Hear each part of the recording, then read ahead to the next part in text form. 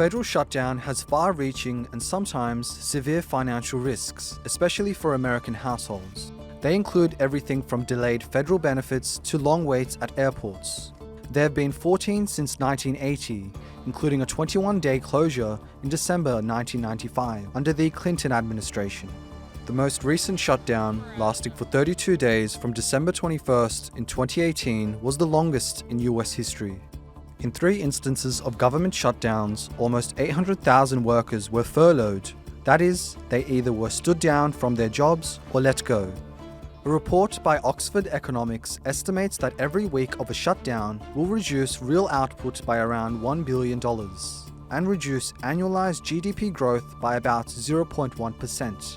They also calculate that government spending may fall by an average of $3 billion, and that household income will decline for over 2 million federal workers by an aggregate $4.4 billion. Shutdowns have also had major impacts on perceptions towards the US government. I think the ratings agency Moody, for example, has made some comments about governance, about the way in which this gives the impression of a US government that really isn't in control of itself, and a very contested and at times reckless lawmaking process that doesn't even have necessarily the best interests of the US in its sights, let alone the interests of the rest of the world. The US has a track record of such shutdowns, and with the deadline looming this weekend, another period of out-of-business government seems increasingly likely. Emre Boz, TRT World. For more on this now, let's go to Taha Meli Arvas in Ankara. He is an adjunct professor of finance at Boğaziçi University. Thank you very much for being with us today. Taha, since 1981, we've had 14 US government shutdowns, in fact. Right. So can you remind us what triggered the shutdown, and essentially what did it mean for the US? Sure. So we experience these once every few years, sometimes more often. Essentially, when you have a Congress that's divided like we have now, we have the Senate in the control of the Democrats and the House in the control of the Republicans, and we're in an election cycle. These two parties like to go at it and trigger these shutdowns. Unless you can get 60 votes in the Senate to override potential filibusters, then you can't bring this measure to continue. And so we have these government shutdowns caused by disagreements for many reasons, because as everyone knows, the US government runs on a deficit, so very often debt ceilings need to be raised, and similar instruments or similar instances bring up these shutdown periods. Right, and that's clear. How long do shutdowns normally last, and what parts of the governments are affected the most? Sure. So I'm recalling a shutdown that lasted almost 3 months a couple decades ago.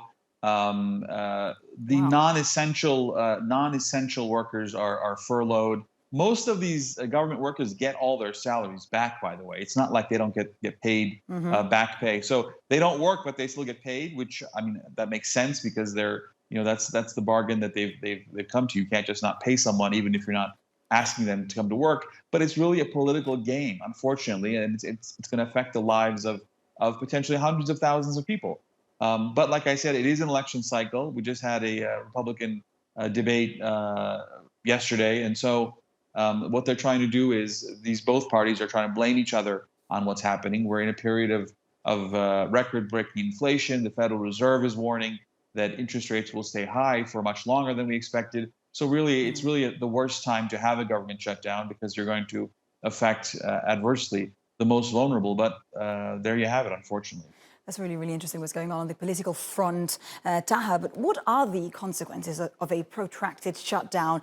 I was reading a few analysts were saying, well, the US would face a loss of 0.2% GDP for every week that the shutdown lasts. Is that a possibility? What would it mean for the domestic economy, but also for the stock markets abroad? Sure. I mean, the stock market globally and specifically the United States is vulnerable as it is. Since July, the U.S. benchmark indices are down 7-8%, which is literally trillions of dollars in market cap if you do the math. So we're in a very vulnerable position as it is with stock markets here. So I don't think this will be a protracted government shutdown, only because both parties will do their best to blame each other.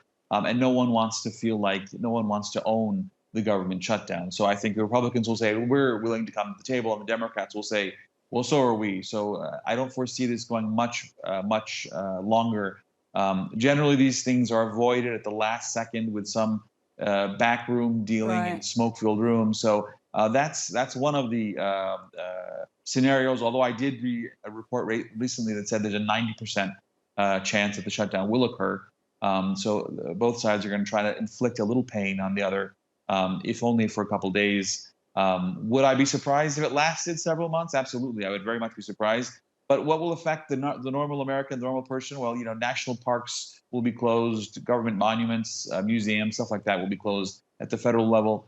And will GDP decrease? Yes, because there's a lot of consumer consumption that won't be happening. People that normally would be paid are not getting paid, and similarly, they will stop to consume, or they will slow their consumption. Mm-hmm. So that will affect GDP. If you don't go to a movie tonight, then you're not going to be able to go to that movie, 6 months from now or 2 months from now, back in the day. So that's irreplaceable consumption. Right, so the probability that it will happen at this point, then it's very high.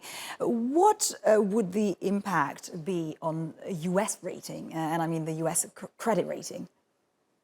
Right, we hear this often that because of the debt ceiling increases or government shutdowns, the U.S. credit rating will decrease. That's possible, but really practically nothing will change, as far as no one looks at the U.S. credit rating when they buy U.S. government bonds. It's called the risk-free rate for a reason, but it's still a slight blow to the image of the United States.